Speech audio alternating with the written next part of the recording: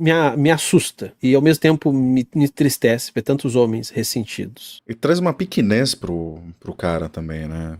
O cara não percebe, mas ele se coloca num lugar de vítima e depois se transformar em vítimas para se transformar em agressor. E esse tipo de agressividade, esse tipo de atitude é de uma pequenez que é como se fosse aquele cara que ataca pelas costas. Exatamente essa visão que eu tenho, tipo aquele covarde que ataca pelas costas, é aquele homem fraco, porque ele não encontrou a si mesmo, ele não consegue sentir orgulho de si mesmo. É claro que ele vai ter golpes baixos, é claro que ele vai atacar pelas costas, é claro que ele vai tentar agredir aquela pessoa que esbarrou no não orgulho dele, deixou ele ainda pior, deixou ele ainda menor, deixou ele ainda mais diminuto na sua pseudo-versão de homem. O ressentimento masculino. E o que é o ressentimento masculino? Quando fala isso em tempos de hoje, o que me vem na cabeça é Red Pill. Será que a gente vai falar sobre isso? Porque o Red Pill ele é muito ligado nisso, né? É o ressentimento das mulheres terem conquista, é o ressentimento das mulheres estarem saindo de casa, terem seu emprego, não precisarem tanto da famosa utilidade masculina. E aonde será que esses sentimentos levam o homem?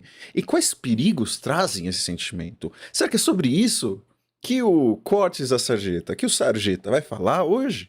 Não sei, mas achei o título interessante e vamos dar uma olhada no vídeo de hoje, que é o ressentimento masculino é um problema real. Esse é um trecho da live do Quadrinhos na Sarjeta e nós vamos assistir e reagir a Oerá.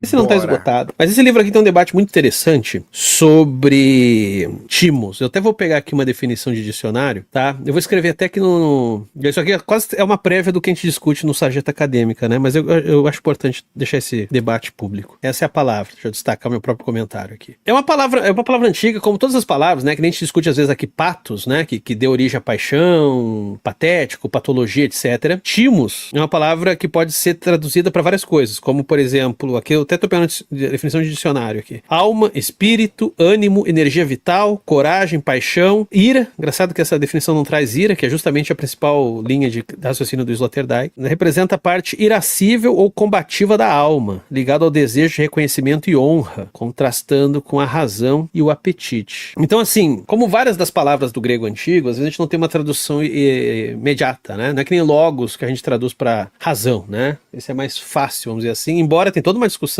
que não é uma boa tradução. Logo, essas discussões são bem interessantes quando a gente vai para a filosofia grega antiga. Tipo, por exemplo, mimesis até hoje é um ponto de discussão, porque a gente tende a associar mimesis com imitação, porque tu se traduz.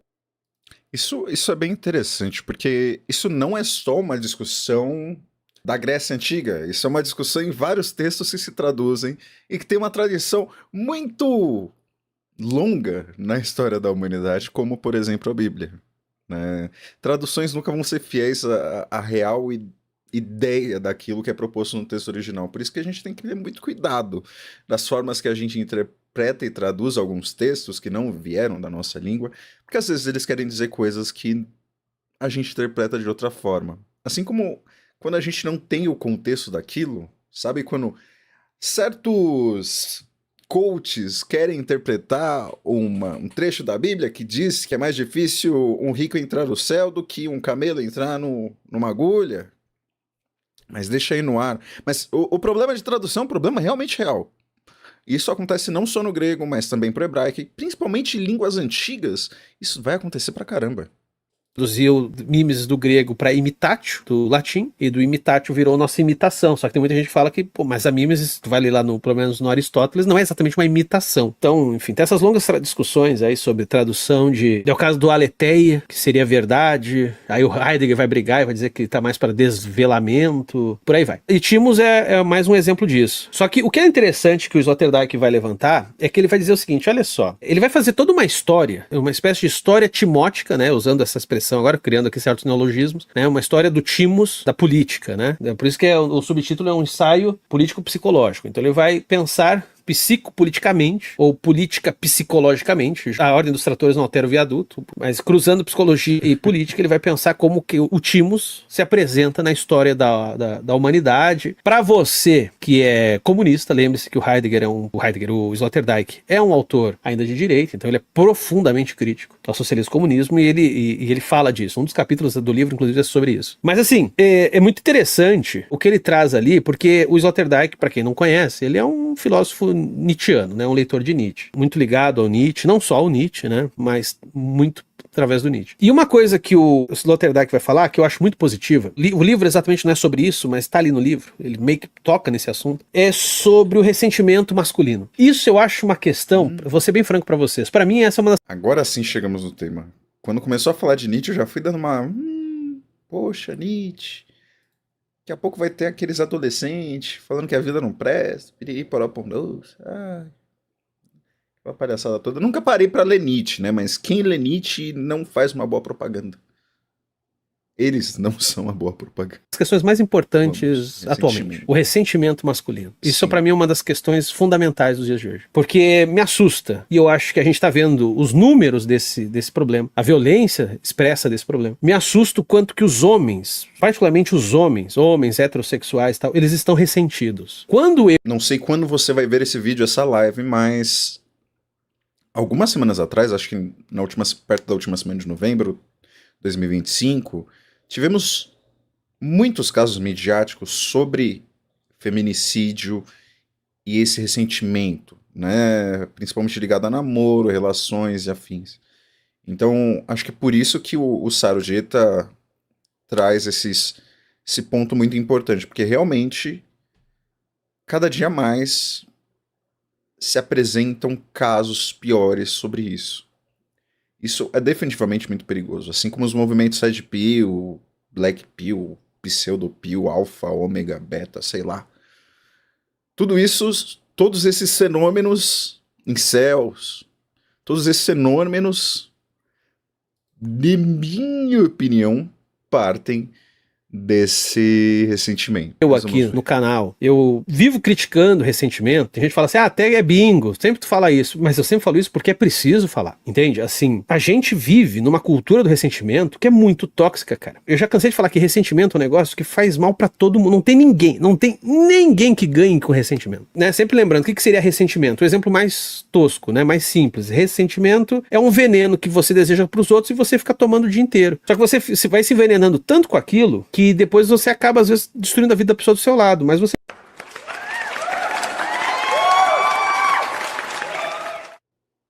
Realmente.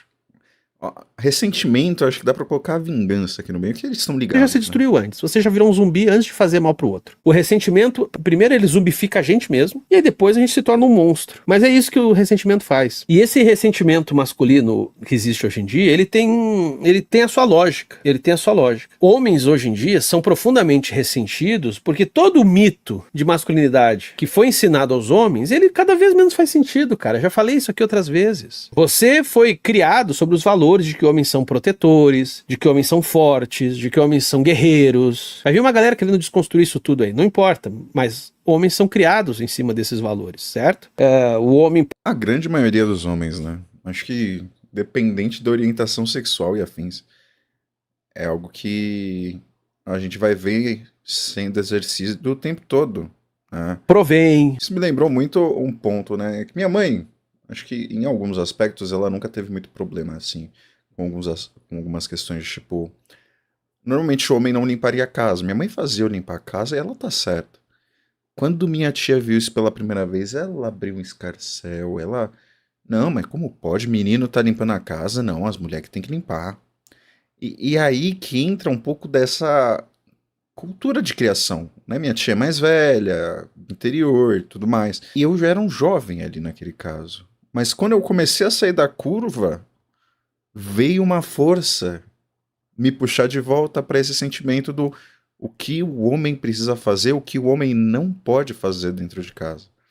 Interessante. Então, eu sou um homem bissexual, já sou esquerdinha, desconstruído, mas mesmo nisso fui afetado. Nesse caso, tomei o privilégio para mim e quis não limpar a casa, porque eu odeio limpar a casa. Mas esse é um ponto. Somos criados a partir dessa perspectiva mesmo.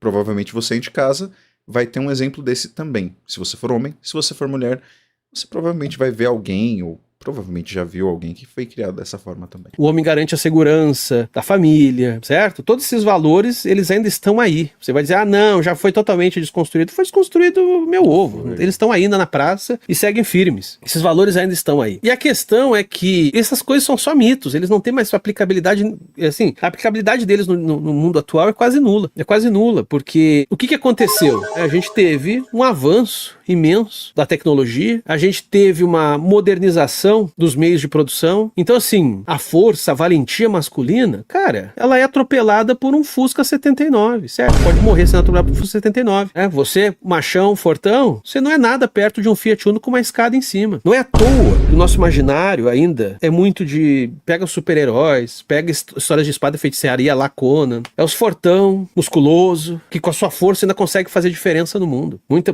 Sim. E aí que eu acho que mora também um dos problemas que homens têm, muitos homens têm, com relacionamento. Eu ainda vou fazer um vídeo ensaio sobre um comentário que eu recebi num vídeo sobre Red Pill, sobre homens. Por que eu acho que isso se liga com o tema do vídeo que eu vou falar? Porque o tema do vídeo que eu vou falar é sobre a utilidade do homem. E muitos homens ainda veem que um cara, para estar num relacionamento, ele não precisa ser bonito, ele precisa ser útil. Mas a gente precisa se perguntar qual que é a utilidade deste homem. É a utilidade deste homem que se via como o forte, o garanhão, o cara que precisaria exercer sua força para fazer as coisas acontecerem? Porque esse cara já não tem utilidade. E daí que esse discurso vira algo bem perigoso. Mas isso é só uma vírgula, esse é um tema que eu ainda quero tratar com mais profundidade no futuro. Vamos continuar vendo o vídeo? Por que o gênero de fantasia pega muito, né? Porque não tem da arma de fogo, então você ainda se garante na espada, na habilidade, na destreza. Nada disso faz sentido hoje em dia, cara. Isso já era percebido por Baudelaire, no final do século XIX. Baudelaire já estava falando isso no final do século XIX. Herói que atravessa a rua e não é atropelado. E olha que ele estava falando em contexto ainda de cavalo, entende? E isso tem só se acentuado, eu já falei aqui, eu já dei... E hoje em dia o pessoal morre atropelado por moto elétrica, patinete elétrico. Tá complexo. E não adianta ter jiu-jitsu. Às vezes você morre do mesmo jeito. Esse exemplo várias vezes, mas vamos reforçar. Por exemplo, aquela coisa tão associada ao universo masculino, consertar o carro. Cara, esses carros elétricos que estão chegando, cada vez mais complexos, você pode ser o macho que for, você não consegue resolver aquilo, até porque não é qualquer mecânico, inclusive, que vai conseguir resolver aquilo. Ou qualquer carro francês. Coisas vão ganhando uma complexidade que não é mais qualquer um. Sabe um universo também que era muito masculino? Só que esse não era tão generalizado, mas é um universo de onde eu vim, era o universo da fotografia. A fotografia era um mundo muito masculino. E tinha essa coisa, quase lógica de mecânico também. Nesse eu não sabia. Pra mim, assim, aspas aqui. Pra mim, o mundo da fotografia sempre tinha o rolê daquele machismo meio velado, sabe? O cara legalzão, poxa, deixa eu tirar umas fotos de você, e fazia coisas horríveis. E piriporó, que entra aí músico, tatuador, pessoal da fotografia, que inclusive é muito masculino também, né? Que você pegava uma câmera fotográfica ou uma câmera de cinema que filmava em filme mesmo, né, em película, você desmontava a câmera inteira, limpava, montava de volta, uma lógica bem parecida com carro, sabe? Hoje em dia é uma câmera digital. Se a câmera digital dá problema, você não faz nada, irmão, você manda para assistência técnica. Você vai desmontar uma câmera digital? Você não vai. A própria lógica de reparo em casa, homem resolve tudo em casa. Problema no encanamento, ele vai lá e resolve o problema no encanamento, o problema na elétrica, ele vai lá e faz um pequeno reparo, não sei o quê. Essas construções também estão ficando cada vez mais complicadas. Também nesse aspecto a complexidade tem aumentado, o que faz com que já não seja mais qualquer um para resolver as coisas. Mesma coisa... E mesmo quando era qualquer um, né? Não tem lugar que sai obra pior do que um homem dentro de casa, fazendo gambiarra. Nossa! É tanto encanamento arrebentado, é tanta obra na parede ferrada por causa dos machão querendo, não, eu resolvo, eu faço. Precisa de outro cara aqui, não. Precisa, não, engenheiro, eu construo aqui. Aí vai ver a casa tá toda aos pedaços. No mundo dos computadores, O único universo que ainda é profundamente masculino é o da guerra, que cada vez menos também, cada vez menos. Por exemplo, eu sempre falo isso, né? Se a Rússia, na invasão que ela teve da Ucrânia, se o plano da Rússia fosse terra arrasada, não precisava mandar um soldado, ainda mais com a tecnologia que a Rússia tem. Mandava meia dúzia de drone, meia dúzia de míssil teleguiado, que do outro lado, inclusive, pode ser uma mulher que tá apertando, botãozinho, pá. Não precisa ser um fortão, não precisa ser um espartano. E pronto, então assim, vejam, todo esse mito de bravura masculina, ele cada vez tem menos espaço no mundo, da coisa do homem que vai lá e intervém no mundo, que penetra o mundo e o transforma. Veja, esse duplo sentido não é por acaso, certo? Ele penetra o mundo e o transforma. Ele é uma força de transformação. Que força de transformação nós homens hoje somos? Na boa. A gente pode olhar até pelo ponto de vista econômico. Né? Eu sempre pego o exemplo Simpsons, porque eu acho que é um exemplo muito bom. Revejam, Simpsons é ali de 89, 90. Reproduz uma classe média americana. Os Simpsons, o Homer Simpson, com seu emprego merda, sustentava uma mulher e 3 crianças, numa casa grande. Para padrões brasileiros, já uma coisa inacessível na época mesmo, mas hoje... Que homem com emprego razoável consegue sustentar uma família inteira com 3 filhos, sozinho? Esse cara tem que ser muito rico. Sei lá, pensando na minha realidade de São Paulo aqui, porra. Um aluguelzinho, né? Já é um salário de uma pessoa razoável. Sabe? Um aluguel de um lugar legal que caiba essas 5 pessoas, pô, já... Boa parte do salário da população não paga. Difícil. Hoje é inacessível para os americanos também. E aí entra um ponto que eu acho foda, porque eu vejo, e aí começa a vir o ressentimento, porque assim, o que você tem são uma série de mudanças, que a gente pode dizer, uma série de econômico-tecnológicas, vamos usar o hífen, econômico-tecnológicas, uma série de mudanças que vão fazendo com que nós, homens, que crescemos sobre certos mitos, cada vez mais não nos reconciliamos com esse mesmo mito, e aí isso vai produzindo um ressentimento. E toda vez que há um ressentimento, por isso que o ressentimento ele é um veneno, porque você começa se destruindo, né? Você vai pensando a criar uma certa raiva, as coisas são assim, que não sei o que. E aí, como você tá naquele processo de azedume sobre si mesmo, você começa a dizer, é quase um mecanismo meio que lógico da nossa parte, assim, que é de, se eu tô mal, alguém tá me fazendo mal. Quem é a culpa do mal que eu sinto? E aí você começa a inventar inimigos, muitas vezes. Por isso que a lógica amigo-inimigo é perigosa. Aí muitos desses movimentos vão criar o grande inimigo, que é o feminismo. Cara, vamos ter um papo reto. E tem mina feminista que é chata para um caralho? Tem mesmo. Pô! Absurdamente. Acho muito engraçado. Quando eu postei os vídeos de Red Pill, né, os caras, mas e as feministas? Pô, tem muita coisa pra falar de feminista, mas não é no tom que vocês estão querendo, não é esse inimigo, né? Quando eu falo feministas, tem a Sad Fem também, então existem gente chata. Mas aí tem gente chata em todo canto, não dá pra... O problema é quando generaliza e joga tudo pra todas as feministas, pra todas as mulheres. Que escreve merda no Twitter, que não tem um pingo de sensibilidade, tem mesmo, tem muito. E a maioria é branca. Muita feminista chata. Eu mesmo já me incomodei. Quer ver uma história minha? História minha. Eu tinha uma turma, já contei essa história aqui. Eu tenho que mudar algumas palavras e tal, porque não posso falar tal qual. Eu tive uma turma de 30 alunos. Ou poderia dizer 30 alunas, porque 20 eram alunos, né? As áreas que eu dava aula são áreas que geralmente tem mais mulheres. Então eram 20 mulheres, uns 10 homens, uma turma de 30. Desses 30 alunos, uns 5 ali, eram pessoas negras. Então isso, uma turma de 30 e desses 30 ali, 5 pessoas eram negras. Eu fiz uma avaliação. Deixa eu contar essa história para vocês, para dar um exemplo prático sobre a importância da gente não se ressentir. Eu fiz uma avaliação final, e a minha avaliação final para os alunos foi uma pergunta, que eu fazia isso muito. Não era uma pergunta, era uma...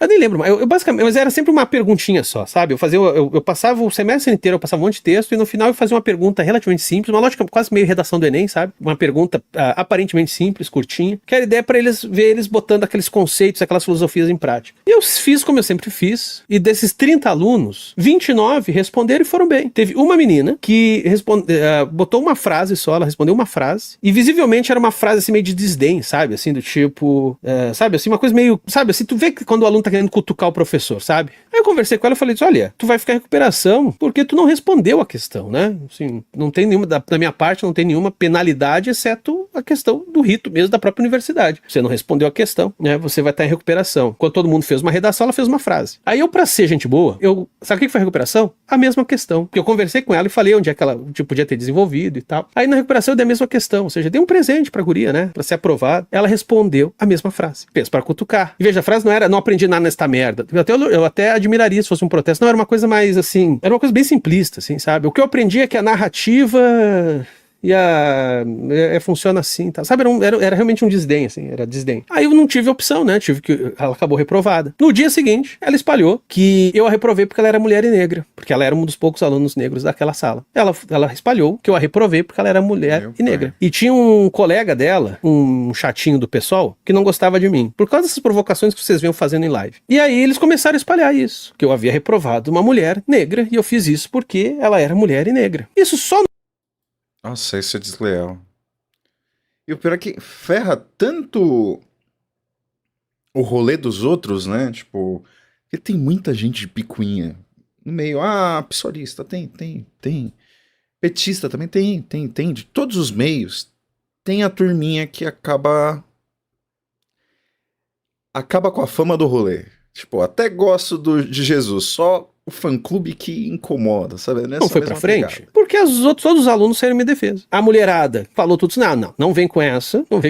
E os poucos alunos negros que eu tinha, casualmente um deles, inclusive, a gente tinha uma pesquisa conjunta sobre Blaxploitation, que eu até já tanto falo aqui. E ele era muito ligado ao movimento negro, né? E ele falou assim, não, você não vai fazer isso. Você não vai colar pecha de racista, você não vai usar um sofrimento pra você se livrar de trabalho que você não fez. Eu tive uma tropa de choque, vamos dizer assim. Isso. Mas serviu para dentro da universidade uma professora que não gostava de mim, ela levou adiante essa história. Eu não fui demitido nem nada, mas eu fui afastado daquela disciplina. Eu fui prejudicado. Afinal das contas, eu fui prejudicado. Veja, eu poderia me ressentir e dizer assim, cara, esse feminismo aí, essa galera militante, essa galera é um bando de cretino e filha da puta. E boa parte são mesmo. E boa parte são mesmo. Quem sinaliza virtude demais, geralmente é porque é um podre e tá usando algum escudo. Exato. Só que isso não me fez virar antifeminista. Não, o que eu não gosto é de gente que usa questões sérias pra se blindar da sua falta de responsabilidade, das merdas. Isso acaba respingando pra todo mundo, né? Isso acaba caindo pra todo mundo. Por isso que tem que tomar cuidado quando você é muito militudo. Porque às vezes é uma militância sem noção mesmo. Deixa a moto passar. Merda que faz. Isso sim, me irrita muito. E eu já comprei muita briga, inclusive na cena de quadrinhos, por causa disso. De gente que tá fazendo merda, reiteradamente fazendo merda. Aí quando você critica a merda que a pessoa tá fazendo, ela puxa uma cartada minoritária qualquer pra se blindar. Ah, você está me criticando só porque eu sou o saci de 3 pernas. É por isso que você tá me criticando. Tá bom. Agora, eu me ressinto disso, assim, no sentido de, essa galera, não sei o que. Não, irmão. Primeiro porque se eu me ressentisse disso, primeiro eu ia estar fazendo mal pra mim. Eu ia ficar no banho, pensando milhões de respostinhas, milhões de coisinhas que eu poderia ter dito, feito e acontecido, sabe aquela coisa? Porque a próxima vez que eu ver, eu vou botar o dedo na cara, porque eu devia ter dito isso. O tempo que você tá no banho pensando... Quem nunca, né? Quem nunca? Mas esse é um exercício ruim pra gente, né? Isso é complicado. Como eu falo, o ressentimento... Pra mim, o ressentimento é você... Pega um cacto, você decidiu comer. O ressentimento é você, além de decidir comer esse cacto, você ficar mastigando ele até que ele seja tragável. Mas no final ele é só venenoso mesmo, sabe? Nas respostinhas que você poderia estar dado, você poderia estar lendo um livro, você podia estar vendo um filme, podia estar com a tua família, com as pessoas que você ama, você podia estar na rua pra dar uma corridinha, você podia até bater uma punheta, seria melhor do que isso, entendeu? Você poderia estar muito melhor, muito melhor. Tem o que você tá pensando nas respostinhas que você não deu, a tua vida tá passando. Então primeiro, se eu ficasse nesse ressentimento, eu primeiro ia me envenenar com isso. E depois, eu ia começar a descontar, porque essa menina em questão, nunca mais vi ela na frente, né? Nunca mais dei aula pra ela. Mas aí eu veria outras gurias que me lembrassem dela, seja porque são feministas, progressistas, porque se encaixam em determinadas minorias, eu dizia assim, esse pessoal é filha da puta, esse pessoal é pau no cu, porra, mina preta aí é safada, não dá pra contar com elas não, que elas falam merda pra ti, sabe, eu poderia começar a inventar isso, ou seja, eu tenho que primeiro me destruir, e aí depois eu tenho que canalizar minha autodestruição na destruição dos outros, inimigo. Até porque seria uma generalização, né, não, deixa eu pegar esse comentário aqui do Alex aqui, o sentimento é inevitável, o ressentimento muitas vezes o é, Mas quando não é, o comportamento de ressentimento é opcional. É preciso, com muita coragem, lutar contra o ressentimento, certo? Porque a gente vai se ressentir, nós somos humanos, tem coisas que a gente acaba se ressentindo ao longo da vida. Mas é preciso muita coragem, porque só quem é livre de verdade luta contra ressentimento, cara. Lutar contra o ressentimento é uma conquista da sua própria liberdade. Entenda isso. Pessoas ressentidas não são pessoas livres. Se você está ressentido, você inventou um inimigo, porque é inimigo. E no caso, vamos pegar no caso dessa crise da masculinidade que eu tô falando. Cara, agora vem uma parte que até talvez as feministas fiquem bravas comigo, mas o feminismo tem muita pouca força. Vamos falar a real? O feminismo tem, a capacidade de força do feminismo é baixíssima. Porque olha só, guerras mundiais, primeira e segunda. Mulheres foram pro mercado de trabalho porque os homens estavam na guerra. Não foi o feminismo que levou as mulheres pro mercado de trabalho. Foi a guerra. No tanto que, quando essa mulherada, quando os homens voltam da guerra, os que voltam vivo, né? Voltam vivo inteiro. Quando essa homarada volta da guerra e as mulheres daí voltam a trabalhar em casa, você tem uma geração de mulheres deprimidas. Que não por acaso, os seus filhos e filhas, vendo a sua mãe deprimida, nos anos 60 tem a segunda onda do feminismo, que eram justamente os filhos e filhas daquelas mulheres deprimidas que tinham trabalhado durante a guerra e depois voltaram a ser dona de casa, sendo que elas não queriam. Elas tinham colegas de trabalho, elas tinham uma vida social mais ampla do que era simplesmente casa, depois volta o marido da guerra, elas voltam pra dentro de casa, aí aqueles filhos e filhas crescem vendo a mãe daquele jeito e falam, porra, eu não quero isso pra mim também não. Aí você tem o feminismo de segunda onda ali dos anos 60, que não por acaso, a principal pauta era o quê? Mercado de trabalho. Não foi o feminismo que fez isso. O feminismo é uma resposta a isso. Mas não foi o feminismo. Eu falei do Homer agora. Nos dias de hoje, a margem precisa trabalhar. Foi o feminismo que tirou esse papel central dos homens? Não, é porque as coisas estão caras. O homem sozinho não sustenta porra nenhuma mais. Aqui em casa, eu acho que eu posso falar isso. Eu acho que eu discordo um pouco. Não acho que o feminismo não tenha potência nenhuma nisso. Tem. Mas talvez a questão é que seja um pouco mais o capitalismo e a forma como ele se moldou, né? Como o mundo se moldou. Tem impacto muito maior na realidade nua e crua. Mas eu acho que o feminismo tem um ponto importante nessa troca dialética, sabe? Na questão teórica, na questão do conceito em si, tipo, e em uma questão de moral, social, não tanto econômica e prática. Porque realmente ele tem argumentos fortes para defender isso, né? Não foi porque o presidente olhou, nossa, tem uma passeata feminista acontecendo, vamos fazer mulheres irem para os trabalhos, né? Que fez isso mudar. Foi a realidade, mas acho que o feminismo ajuda a se desprender dessa mentalidade. Porque tudo bem, empresas precisam de mulheres, precisam contratar, pessoas precisam de dinheiro. Mas às vezes a moral e os costumes, as tradições, eles pesam muito mais do que a gente imagina. E acho que o feminismo vem como não só um conceito para quebrar um pouco isso, mas talvez uma válvula de uma desculpa para você, putz, essa tradição, essa moral tá errada, mas se eu olhar pelo feminismo, acho que eu tô certo por aqui, vamos trabalhar, sabe?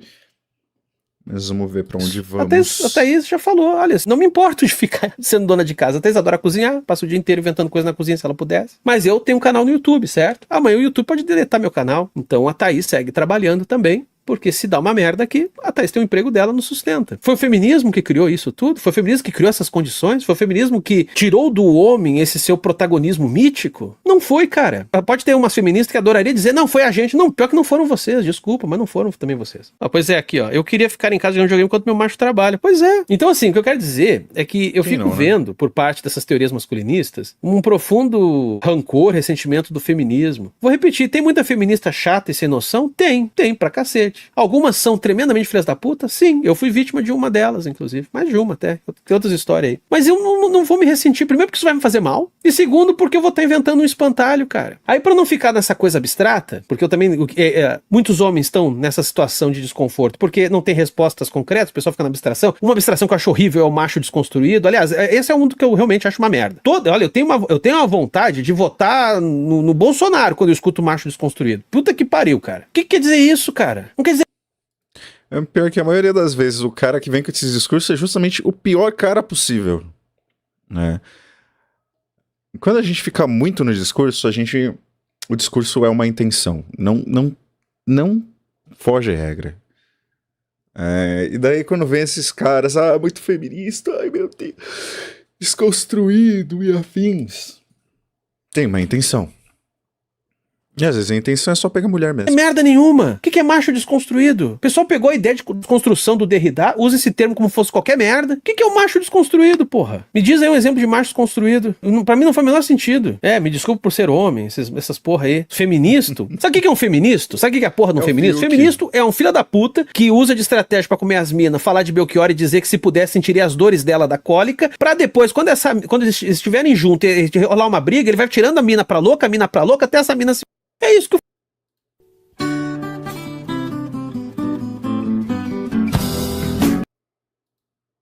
Precisa falar mais alguma coisa? feministo isso. Feministo é a cabeça do meu pau. Vira palestrinha, né? Ele fala pra mina, não, você tá falando bobagem, porque eu entendo mais de feminismo que você, e não sei o que, ele fica dando palestra pra mulher, tá? Então, feministo, pra puta que te pariu. Então, pra gente não dar um negócio abstrato, por isso que eu comentei esse livro aqui do Sloterdijk, quando ele fala de timos. O que é o timos? Então, a gente falou aqui, né, essa volta toda. O que é o timos? É o entendimento, aliás, não é o entendimento, é o sentimento, voltando, tem a ver com orgulho, com ira, com ânimo, com energia vital, com coragem, com paixão, todas essas coisas que estão dentro de uma certa mítica masculina. Tem uma longa história do timos como também uma espécie quase de essência do, né? Não que ela seja, mas discursivamente construída como uma essência do masculino, esse timos. Aí o Sloterdijk vai olhar para os guerreiros antigos, veja, a gente não está olhando nem de civilizações, não, a base da sociedade ocidental mesmo. Ele vai olhar e vai dizer assim, olha só, esses caras, e tu tem textos do Platão ele falando disso, isso já está presente na Odisseia e na Ilíada do Homero. Esse timos, ele é antes de tudo, o sentimento, eu ia falar de novo entendimento, é vício de linguagem, é o sentimento de que é o seguinte, o meu orgulho, a minha soberba, porque nós somos soberbos, não me venham com humildade cristã, o meu orgulho e a minha soberba de macho tá em eu garantir o bem-estar da minha comunidade. Já que eu sou forte, já que eu sou potente, já que eu tenho ímpeto, eu não tô dizendo que nenhuma mulher não possa ter, mulheres também podem ter, mas já que, né, eu tô falando dentro dessa mítica masculina, já que isso é o que me constitui, a identidade com a qual eu me encontro e que me foi legada no mundo, então eu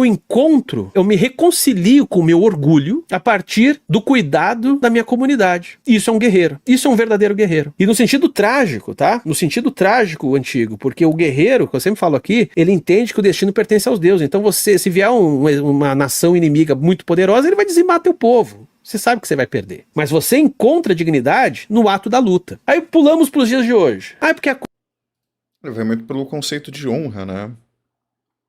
Que também é muito perigoso.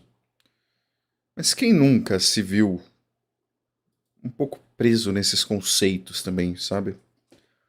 Como homem. Como homens. Não, mas... Que ótimo. Que ótimo. Mas às vezes a gente se pega pensando... Acho que esse aspecto no conceito de ser mais ou menos homem, né? Acho que é aí que mora a questão, às vezes, da honra, às vezes de ser o cara que alguém vai pedir ajuda, às vezes de ter esses conceitos, ser um cavalheiro, não ser, né? Ser a pessoa, o alfa ali do lugar. Às vezes a gente se pega pensando nisso.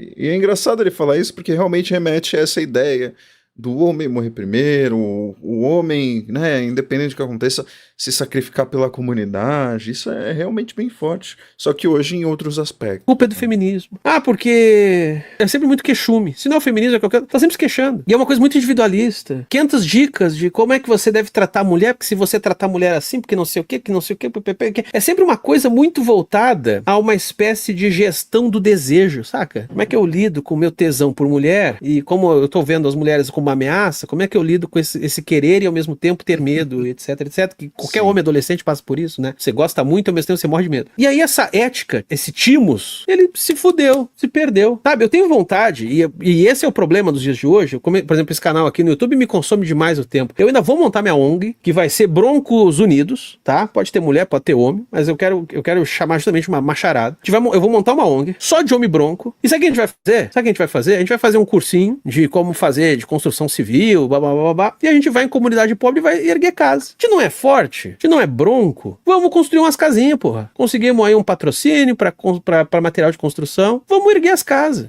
Vamos lá erguer umas casas. Um pouco de gente ergue uma casa de tijolo, pra ninguém ficar desabrigado. Vamos botar em prática o nosso Timos, não tem problema, sabe? É isso que às vezes eu critico na galera da esquerda, que a galera da esquerda quer, de alguma maneira, produzir uma espécie de culpa sobre um orgulho masculino. Então eu não acho que não tem que perder esse orgulho, não. Eu só acho que esse orgulho, ele tá sendo hoje capitalizado por meia dúzia de oportunista fica vendendo cursinho de como ser homem. Não, eu sou a favor da... Então, Você tem que... Acho que a questão é direcionar mesmo, né? Como ele... É o que ele tá falando, né? Porque senão vai... O que é ser homem? É legendário, se vestir de laranja e subir um morro pequeno, mas um morro e coisas nesse sentido, né? Realmente. Fazer um curso de carpintaria? tá, vamos ter orgulho da gente mesmo. Eu acho que pessoas. É importante a gente ter orgulho da gente. É importante ter orgulho de si. É uma coisa horrível não ter orgulho de si. Agora, onde é que a gente encontra esse orgulho? É no ressentimento? Pra você se afirmar, você precisa primeiro se envenenar e inventar um inimigo? É aí onde você encontra seu orgulho? Você nunca vai encontrar seu orgulho aí. Você nunca vai encontrar o seu orgulho se envenenando, atacando os milhões de inimigos que você vê pela frente. Você nunca vai encontrar o seu orgulho aí. Você sempre vai se sentir um lixo. O ressentimento tem essa característica. Você sempre se sente um lixo. Mesmo que você depois consiga vencer, com muitas aspas aqui, o suposto inimigo, você vai continuar se achando um lixo, porque o problema sempre foi em você. O problema sempre estava em você, porra. Eu não sou a favor do macho desconstruído, eu sou do macho construído mesmo, vai construir casa. Então assim, vamos reencontrar esse orgulho? Vamos, sem parar de ficar aí arranjando culpado. Que sejamos ativos, porra. Parar de ser passivo nesse sentido. Sempre a culpa é dos outros. Pra mim isso é de uma passividade ridícula. Cadê o Timos dessa merda aí? Sim, capitalismo. Aí que mora o mimimi, né? Aí que é o grande mimimi. E tem mimimi na esquerda, tem o mimimi da direita também, porque a culpa é sempre do outro, né? A culpa é da feminista, a culpa é da esquerda, a culpa é... a culpa é dessa geração aí, né? Que na minha época, homem fazia piriri poró pão doce, mas o senhor não faz mais porra nenhuma, nem sobe essas desgraças aí que você chama. O ressentimento, é isso que aconteceu. Não, a gente tem que expurgar o ressentimento. A gente tem que reencontrar o nosso orgulho, a nossa energia vital, a nossa potência, tá ligado? E onde é que a gente reencontra isso? Bom, uma possibilidade é olhando pro passado. Já que a gente fica falando dos valores da masculinidade que estão se perdendo, então tá, vamos voltar pro passado. E onde é que isso se encontra? Nesse Timos, do cara que voluntariamente, ativamente, potentemente diz: eu zelo pra minha comunidade. E quando fala zela, não é controle, não é controlar. Não é controlar o que a mulher pode fazer e deixar de fazer, o que as crianças podem... Não é controle. É zelar. É zelar, inclusive, pela garantia da liberdade daquele mesmo povo. Prefiro o Ubermensch. Mas o Ubermensch também é um pouco disso. Aqui, peraí, deixa eu falar. Mas o Ubermensch é essa a ideia. Que o pessoal às vezes associa, como nós somos capitalistas, e o Nietzsche não é, apesar de o Nietzsche viver no capitalismo, ele era crítico a isso, o pessoal associa que esse super-homem nietzschiano, que uma espécie de superação da chatice moral na nossa vida, o pessoal entende isso como um ato individualizante. Aqui no Sarjeta Acadêmica, a gente leu junto o começo, assim falou Zaratustra. O Nietzsche deixa ali claríssimo, esse super-homem, ele antes de tudo, ele quer alguém para conversar. Não é individual. Não é. Porque o Nietzsche era um filósofo individualista. Meu pau. Não era. Trata-se de defesa de uma comunidade. Aliás, a palavra comunidade talvez não seja melhor, mas a defesa de colegas. Isso, colegas sim. De companheiros, né? Inclusive a tradução que a gente viu estava escrito companheiro. É uma defesa fraterna, né? Defesa dos seus. I got it! Companheiro. É o Nietzsche falando companheiro. Nunca antes na história da Alemanha nós vimos um super-homem. E sobre educação igualitária de homens e mulheres, mas é claro que eu sou a favor disso, chatista, porra. Só que o que eu tô querendo dizer é o seguinte, pra sintetizar o que eu tô falando, que muita gente pode desvirtuar o que eu tô dizendo aqui, pra sintetizar o que eu tô falando é o seguinte, existe uma mítica masculina que todos nós homens herdamos e a gente não sabe mais o que fazer, porque a gente não encontra mais lugar para ela. E isso mina a nossa chance, muitas vezes, de ter um orgulho próprio. Isso é compreensível. Isso é profundamente compreensível, e se não enfrentar esse fenômeno, não adianta querer lacrar e só chamar de machista, porque não vai mudar nada, vai só piorar, inclusive. Vai só piorar. Então, existe esse mal-estar na masculinidade. E as opções apresentadas, como a desconstrução, tudo isso é muito vago, muito abstrato, e nem mesmo quem fala isso sabe direito o que tá falando. Então a gente precisa ter algo mais prático mesmo, tá ligado? Sim, pensar de uma maneira um pouco mais prática. Isso não... Eu gosto muito... Nossa, esse vídeo tá me fazendo refletir muito. Mas eu tenho um negócio pra mim que eu mudei de uns tempos pra cá, que eu me via nesse lugar de ter certo ressentimento, mesmo ser um cara de esquerda, desconstruído, de tá faltando algo, sabe? E isso muitas vezes se confunde com o meu ateísmo, falta um objetivo, falta uma razão de se estar, né? Falta algo que antes o homem via nesse negócio de ser o provedor, de ser, né, o cara útil, o cara que trabalha, o cara forte, piriri porá pão doce. Hoje eu me espelho muito, uma coisa que mudou muito na minha cabeça é me espelhar no arquétipo do sábio. Quer dizer que eu vou ser o dono de todas as razões? Não. Quer dizer que enquanto eu estiver aqui, enquanto eu puder exercer coisas boas, as farei. Mas não por ser o dono da moral e tudo mais. Mas é para servir de algum exemplo para quem tá vindo antes. Se eu puder ser minimamente razoável para que as pessoas olhem para mim e digam, isso é um exemplo? É isso. Ah, mas como? Não sei. Vou vivendo e vou entendendo, compartilhando com o outro, entendendo o que é importante para quem tá junto comigo, dizer para quem me ama que eu os amo, orientar quem eu posso, ver alguém que já tá passando pelas experiências que eu já passei e dizer, cara, eu passei por isso e deu nisso, por que você não tenta de outro jeito? Eu gosto de me prender nesse sentido. Não me prendo muito no rolê de, vou construir uma casa pra você, mas se algum dia eu tiver a oportunidade, eu vou te ajudar.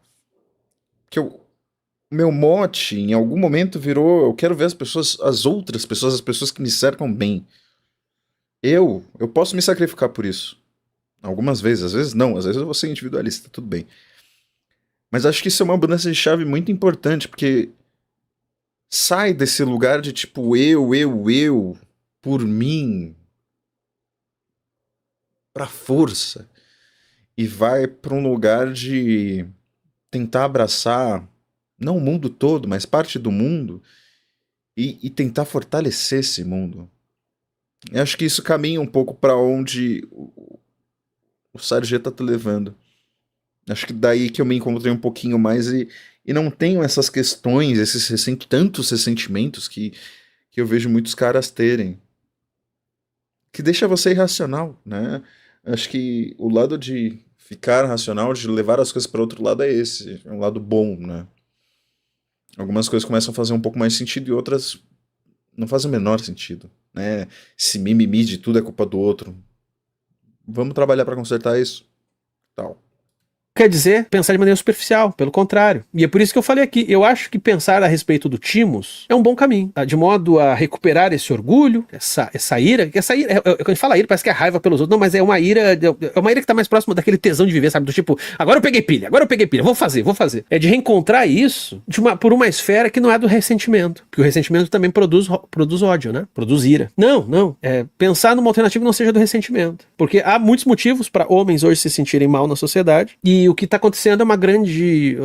são movimentos de monetização do ressentimento. Não, eu vou defender isso, de que essa não é a via. Vou repetir mais uma vez. Ressentimento é, antes de tudo, matar a si mesmo e depois fazer mal para os outros. É se tornar um zumbi em vida. O ressentimento é a coisa mais passiva, fraca, autodestrutiva que a gente pode ter. Então a gente precisa encontrar alguma outra coisa. Qual é a alternativa ao ressentimento? Talvez uma alternativa timótica. O orgulho de ser alguém que está ali pelo bem-estar de todos os outros. Claro, não de vocês, repito, não é a partir da imposição e tal, não. Porque você está ali à disposição. Se as pessoas disserem, me ajude com tal coisa, você vai lá e ajuda. Tira o gato de cima da árvore. O clichê. Você vai lá e ajuda a tirar o gatinho de cima da árvore. Não é cristianismo. Isso não é cristianismo. As provocações aqui acho que são boas. Isso aí é cristianismo? Isso é a boa ação? Não. Porque você não tá fazendo isso em nome do bem. Você tá fazendo isso porque isso te dá poder. Tá entendendo? E eu não vilanizo a gente buscar coisas que nos enchem de poder, não. Eu não vilanizo. Aí que entra a diferença entre uma ideologia cristã e uma ideologia não cristã. Eu não vilanizo o poder. Poder é bom. Poder é importante na vida. Aquilo que alimenta a nossa vontade de potência é bom. Não é do bem, mas é bom. Não é do bem nem do mal, mas é bom. E o que eu tô dizendo é que hoje o que eu vejo, falando na condição de homem, heterossexual, branco, blá, blá, blá, blá, blá, e o que eu vejo entre tantos outros homens, é um profundo mal-estar que vai se sintomatizando de tudo que é jeito, e às vezes do jeito mais chiliquento, sabe? São as coisas chiliquentas. Que é puro ressentimento. Vai se ressentindo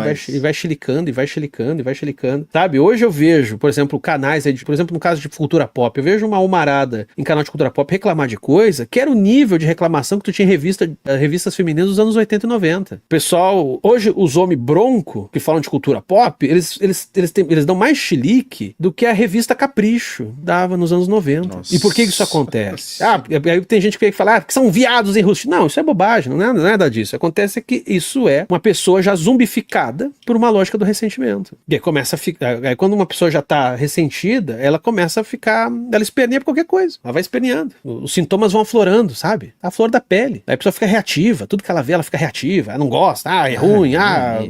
Eu acho importante a gente pensar nesse reencontro dos homens com o seu orgulho. Eu acho que isso pode se dar por uma via que, inclusive, supere qualquer ressentimento com o feminismo e que, vejam só, talvez nos leve para um futuro onde ninguém se ressente a ninguém, porque todo mundo é igual, nas suas diferenças, claro. Mas é igual. Porque não se enganem, muitos desses casos de violência que a gente está vendo, tantos casos de feminicídio ou de quase feminicídio, se dá por homens que se sentiram ultrajados porque a mulher fez isso, aquilo ou aquele outro. Se ressentiu, é porque está ressentido. Ele não encontra o seu orgulho na sua ação. Ele está achando que encontra orgulho no ressentimento. Ele está achando que o orgulho dele depende do que a mulher pensa dele, ou coisa do tipo, ou na cabeça dele a mulher pensa dele, sei lá. O cara vai inventando as histórias. Porque é como se ele fosse um homem sempre em busca de recuperar esse orgulho. E aquilo que ferir o orgulho mais recentemente é onde ele vai atacar com mais força. Porque quando você tá ressentido, você vai criando mil coisas. E é claro, gente, para deixar bem claro, né? É óbvio que isso que eu tô falando é um recorte, né? Teria que aprofundar bem mais isso. Vou fazer os meus livros também. Seja macho, seja homem. Vai ser o Nietzsche Peel, Ubermensch Peel, Link Peel, Sloterdijk Peel, sei lá. Vou inventar o meu movimento também. Mas vou repetir aqui para deixar isso de palavra final. Não existe nada mais indignificante para nós do que se ressentir. E me assusta. E ao mesmo tempo me entristece ver tantos homens ressentidos. E tanto pseudo-guru vendendo livro, vendendo cursinho com esse ressentimento masculino. Estimulando nos homens uma passividade afetiva gigantesca. Que obviamente descamba em violência. Você não é ativo, você só é reativo. Não. A gente vai ter que encontrar uma saída para isso e para não ficar... E traz uma pequenez pro cara também, né? Porque você só reagir... Porque o cara não percebe, mas ele se coloca num lugar de vítima e depois se transformar em vítimas para se transformar em agressor. E esse tipo de agressividade, esse tipo de atitude é de uma pequenez que é como se fosse aquele cara que ataca pelas costas. Não sei, quando a gente fala de ressentimento, desses ataques por ressentimento, para mim é exatamente essa visão que eu tenho. Tipo, aquele covarde que ataca pelas costas, é aquele homem fraco. Provavelmente ele é fraco, pensando agora no contexto do vídeo, porque ele não encontrou a si mesmo, ele não consegue sentir orgulho de si mesmo. É claro que ele vai ter golpes baixos, é claro que ele vai atacar pelas costas, é claro que ele vai tentar agredir aquela pessoa que esbarrou no não orgulho dele, deixou ele ainda pior, deixou ele ainda menor, deixou ele ainda mais diminuto na sua pseudo-versão de homem. Abstrato. Uma possibilidade, estou dizendo que é a única possibilidade, que essa é a possibilidade. Não, a discussão bacana, como todo bom livro, é de levantar um debate. E uma possibilidade, talvez, a partir desse livro aqui, é pensar no timos, tá bom? Um orgulho ativo e não reativo. Sobre a onda de feminicídio, quando eu era moleque, nos anos 80, a coisa estava tão feia que a Globo fez a campanha Quem Ama Não Mata. Se desse aquela época, os caras tivessem certeza da cadeia, a coisa não tava assim. Se desde aquela época... Cara, eu acho que sim, eu acho que a questão punitiva, ela é importante, né, etc. Mas me preocupa quando a gente entende que com nossas conquistas sociais é apenas punição. Eu acho que é pouco, tá entendendo? Eu acho que é pouco porque é o seguinte, punição não necessariamente muda uma cultura. Para você mudar essa cultura, você tem que agir em outros pontos. Até porque se você só contribui com punição e aquela cultura não foi desarmada, aquela cultura... se só a punição resolvesse, não teríamos crimes em 2025. Organiza os seus políticos para eles irem lá e garantirem que não haja punição. Não é fácil mudar uma cultura. E essas campanhas sempre tiveram, né? Eu lembro, eu era guri, né? Porque o pessoal fala que agora, por causa da internet, isso está acontecendo mais. As redes sociais, elas têm um impacto na sociedade, sim. Mas a gente sempre teve problemas nesse tópico, né? Sempre tivemos. Eu lembro que eu era guri e eu lembro que tinha toda uma discussão na TV. Eu cheguei a assistir programa de TV, debate, se mulher gosta de apanhar. Eles faziam debate na TV, isso é anos 90. conta. O debate era esse. Mulher gosta de apanhar? Aí chamava um especialista, assim. Tomando um cafezinho, assim. Tomando um cafezinho, né? Tomando um cafezinho. Mulher gosta de apanhar? Então, vamos conversar sobre isso. A Tadofa, vem aqui, traga o relho também. Era assim, era esse os papos, né? E fumando um cigarro, né? Por isso que era genial na TV pirata a TV macho, que basicamente era só o Miguel atuando, fazendo os estereótipos de macho, era a versão contrária, né? O pessoal cresceu vendo Pra Ser Nós, com um monte de homem hétero debochando. Vocês vendo que eu sou gay, ai, vou imitar que eu sou gay, au! Aí eles fizeram o contrário, que eu achei genial. Chamaram um mano de ator gay, vai, faz que é o machão. Aí não, porque eu sou o Marco Nanini, cara, o Marco Nanini fazendo um cara assim, que ele pegava e falava assim, porque eu sou mocreólogo, eu sou especialista em mocreia. Porque assim, ó, o bom da mocreia é o seguinte, ela é esforçada. Ela já sabe que ela é mocreia, ela é esforçada. E eu chego, e assim, ó, eu trato todas bem. Eu dou o tratamento completo. Eu cuido de cada mocreia. Uma por uma, às vezes todas as junto. É que, na verdade, eu sou o último dos românticos. Primeiro convidado da noite é o Dr. Adailton Lama, que é um cientista renomado e é o cara que mais entende mocreia no Brasil. Dr. Adailton Lama, como é que o senhor se sente sendo o maior mocreólogo do Brasil? Porra, maravilhoso, cara. Não, e é discutido que ele era mocreólogo. Eu gostava muito. TV macho era genial.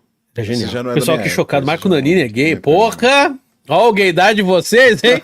Porra! Mas vocês vão ter que estar ali, o outro atrás, suando, babando na nuca de vocês, assim, eu acho que esse cara tá me comendo. O Lineuzinho é o personagem, o Lineuzinho não era gay. Agora o Marco Nanini era, e aí? Será que o feminismo falhou em conversar e convencer homens, especialmente da geração Z? Aparentemente, os gêneros estão mais separados do que antigamente. É que assim, falar que o feminismo falhou, parece que isso se tentou de algum momento. Não sei também se isso foi tentado para falar que é uma falha. É que assim, eu acho que eu vou por outro caminho, né? O que eu tenho a dizer é isso. Assim, eu acho que o feminismo, sendo bem franco, e isso tem feministas que podem ficar bravos que eu vou dizer, o feminismo não é um movimento forte o suficiente. Faz parecer que é, mas não é. Ah, mas aí tu bota cena de filme com mulher lacrando, isso não é a prova da força feminista. Não, isso é a prova da força do capitalismo, que quer vender pra mulher. Aí ele põe algumas questões lá que vai Realmente. agradar as mulheres, mas isso não quer dizer a força do feminismo, porra. Então não é que o feminismo falhou, eu acho que ele nunca teve esse poder. Ele nunca teve esse poder. Claro que tinha muita... Eu lembro de muita merda circulando no Twitter, sendo dito por feminista. Isso teve. Todo mundo no Facebook, né? Twitter e Facebook. Todo mundo tem história de fracassos da comunicação feminista, mas eu não acho que isso sozinho tenha muita força. Eu já contei pra vocês da vez que isso foi foda. A Thaís foi numa roda feminista, e até ser engraçado. Aí elas começaram a falar de patriarcado, machismo, beleza. E aí tinha essa coisa de se apresentar, né? Aí a Thaís falou que vivia comigo. Aí uma mina cortou ela e falou, não, é o seguinte,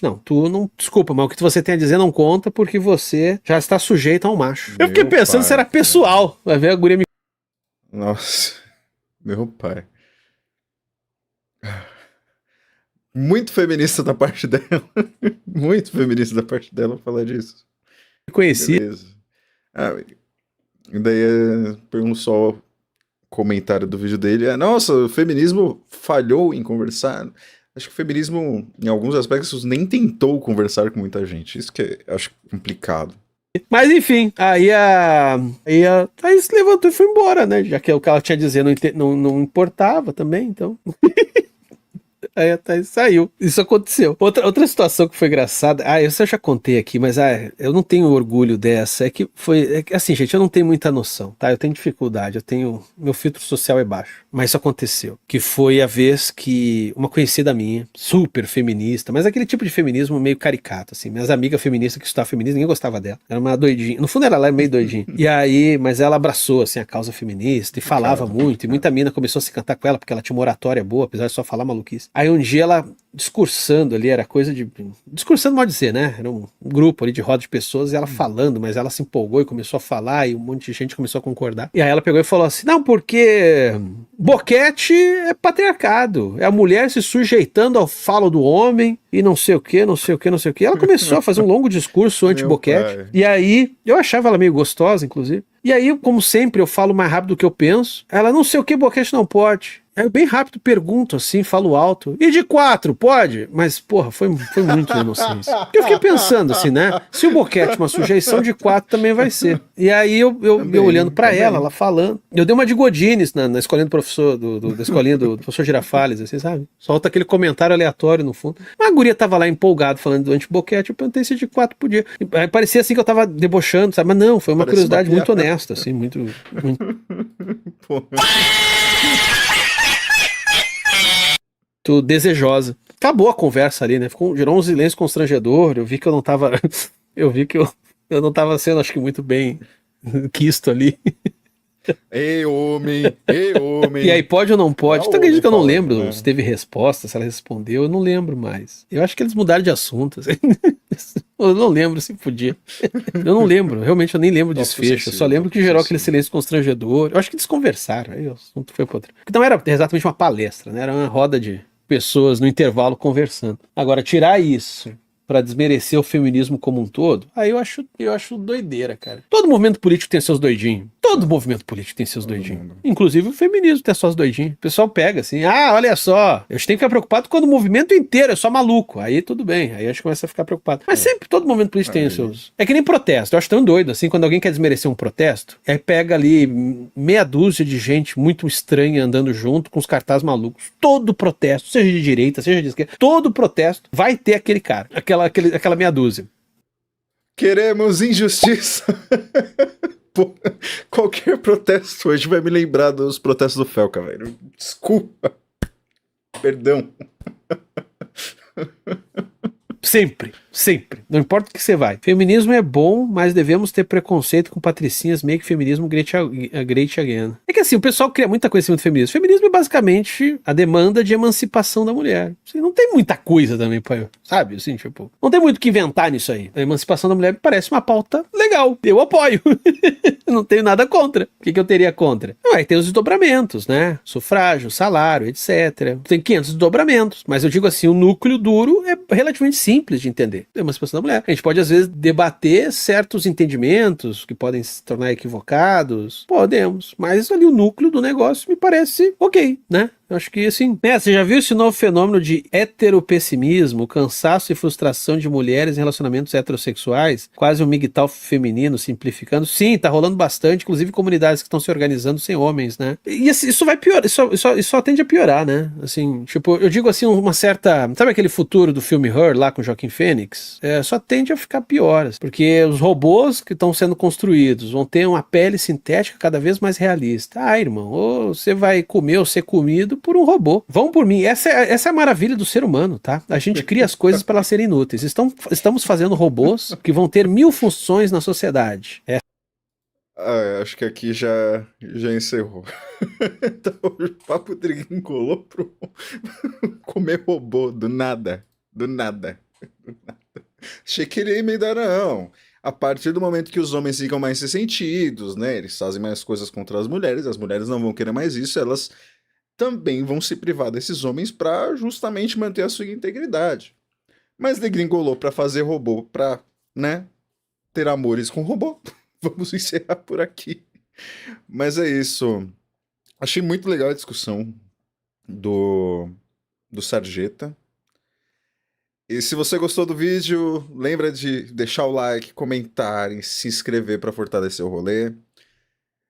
Não deixe de ver o Cortes da Sarjeta, que é o Cortes das lives do caos do Quadrinhos na Sarjeta, que tem temas interessantes.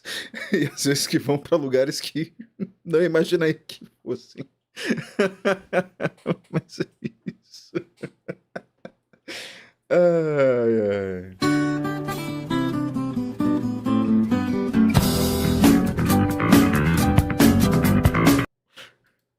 Então, né? E o pior é que é um tema mó sério, é um tema importante para ressentimento masculino. E daí do nada, discussão sobre sobre um peixe bola gato. Pegou muito desprevenido isso.